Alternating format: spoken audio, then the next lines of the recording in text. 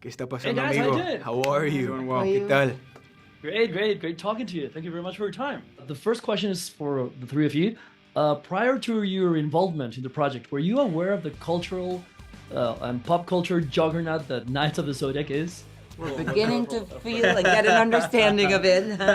I think I could speak for all of us when I say we weren't too familiar with Knights of the Zodiac specifically, but we were aware of how big of an impact anime had on all the culture, right? Siendo Latino, I grew up with Dragon Ball Z in my household, of course, right? So I knew the impact that that had in my own life. You know, when we got into this project, we knew it was gonna be something great, and we knew it had a very loyal and caring fan base. Yeah, Right. and pressure. Nobody Talk wants- about fan pressure. Of course, yeah, of course. Wow, and it's also, there's two things going on. It's not just that we have the fans of the original anime, but we also have people who haven't heard of Knights of the Zodiac at all. And so you want to make sure that this is a movie that works on both levels. That's right. My next question is for you, Famke, especially, but you guys also can wait in. I understand that you majored in literature and writing from Colombia. There's sometimes this argument about the literary value of manga and comic books because they have complex storylines and complex characters, but are sometimes looked down or frowned upon literary-wise. So what's your take on this? Yeah, it's interesting because I didn't grow up with any. I didn't grow up with anime. I didn't grow up with comic books. I read literature even as a kid. That's what I did.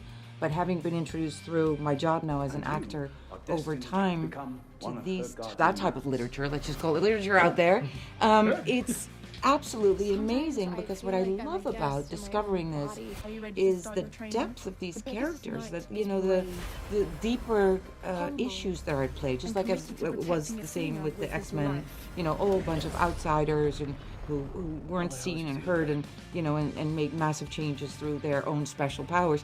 In this case, you have this notion of cosmos, this power within yourself, and if you connect to something higher out there. So it's so spiritual and beautiful. Yeah. The stories that are in there that I'm learning a lot through these types of projects, which is fascinating to me.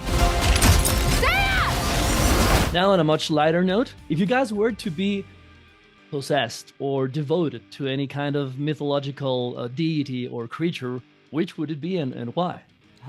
Possessed by a creature. Oh, that's a great question. Yeah, well, I have my production company name or whatever is Eris Productions, and it's Eris, and she was the goddess of discord and chaos, not unlike Athena, I suppose.